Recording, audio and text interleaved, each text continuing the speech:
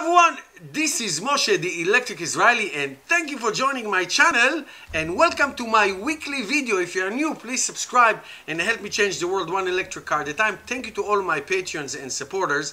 And in today's weekly video we're going to cover three topics. The first one is my upcoming delivery of the Tesla Model Y, which will make me getting two brand new Teslas in 1 month, the month of September. The second topic is going to be the ongoing investigation of NHTSA, the National Highway Transportation Safety Association, into Tesla's autopilot. And then we're going to talk about what will happen this weekend with the wide release of the full self-drive into the public, basically, those who have full self-drive like I do, and the button and how it's going to be and who's going to get it and how you're going to be able to activate it and all that stuff. So we'll talk about that. So let's go right into the first topic. So this coming week and early next week, I'm going to get my Tesla Model Y 2022, I guess. This is like almost the end of the year, so we'll call it the 2022 Tesla Model Y. It's going to be silver.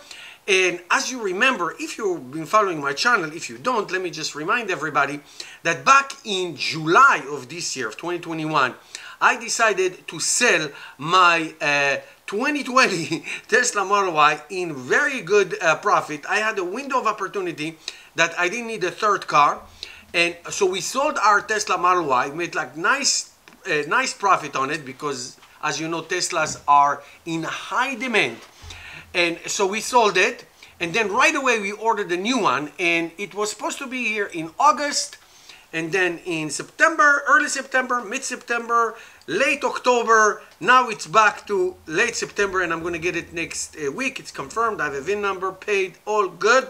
So we're going to be nice silver metallic, and it's going to have a lot of upgrades from the previous Model Y that we had, and we are of course going to compare it with the old Model Y and with the Tesla Model 3, which I got just a few weeks ago. Same time I have made a trade-in actually with Tesla, head-to-head trade-in. And so I had my 2018 Tesla Model 3 since July when I made the order, and then I got it a couple of weeks ago. It is a long-range Tesla Model 3, black, same color, but it is a dual motor. My 2018 was a long-range, but single motor. They do not make them anymore. So how does it feel to have two Teslas? It's really awesome. We chose to take the full self-drive option on the Model 3 because we hoping to keep it for many years to come. And with the Model Y, we did not take that option. Only when we go on long trip and long vacation, it's going to be our vacation car, and we can do the subscription. That's the beauty of subscription. You can do a full self-drive subscription month by month. It's $199 per month, and you can cancel anytime. And I think from what I recall, I will know next week that it has also the enhanced autopilot option for $100, $99. So we'll see if that's still available, and maybe we'll do that because I will not need all that stuff. So we will do a comparison between the Model Y now and the one from last year. Lots of differences they have, that I know for sure. And also we are going to compare it with the Tesla Model 3, range and performance and all that stuff. It's going to be really exciting. We waited 3 months, but it was really worth the wait. It is awesome. Our new Tesla Model 3 is just a beast, an absolute monster. All right, now let's move to our next topic, and that is the ongoing investigation of Tesla's autopilot by NHTSA and also other agency. I'm going to talk to you about it in a second. First of all, let me give you some highlights and some facts. NHTSA characterized Tesla's autopilot as irresponsible and misleading. The NTSB, the National Transportation Safety Bureau, is also investigating Tesla on a crash near Miami not too long ago, and asking for people to send photos or videos if they have of a Tesla Model 3 near Miami area that crashed into a tree, and then it was set on fire. Let me just tell you a few things. I've been driving Teslas since 2018. I have over 140,000 miles on between my two Teslas, the Model Y and the Model 3, which is close to 200,000 kilometers.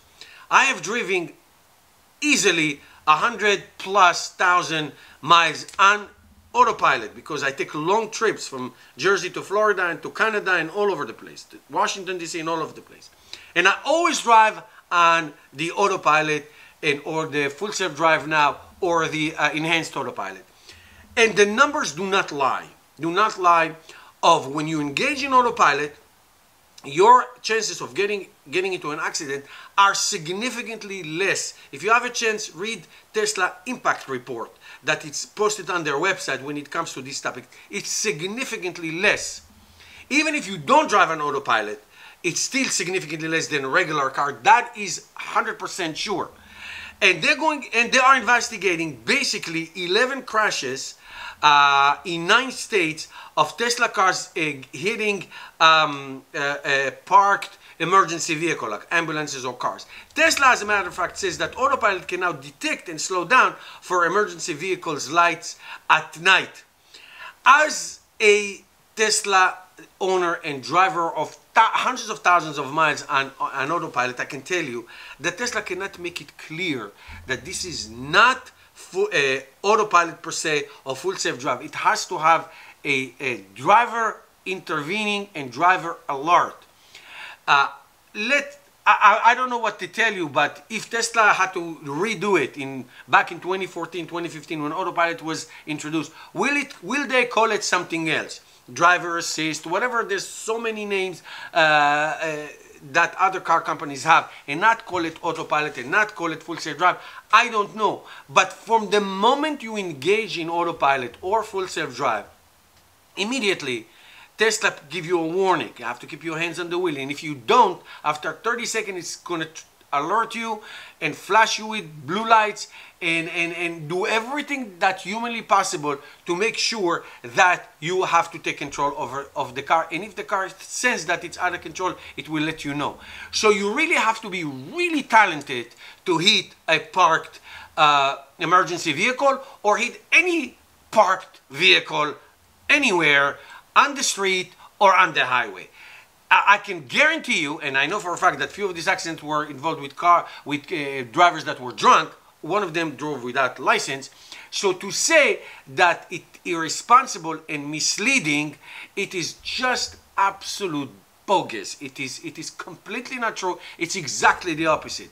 Tesla safety features of the autopilot and the enhanced autopilot and the full self-drive and all the enhanced features, I'm telling you as a driver, not as somebody who read an article, are superior to everything else. I feel uncomfortable not driving with autopilot.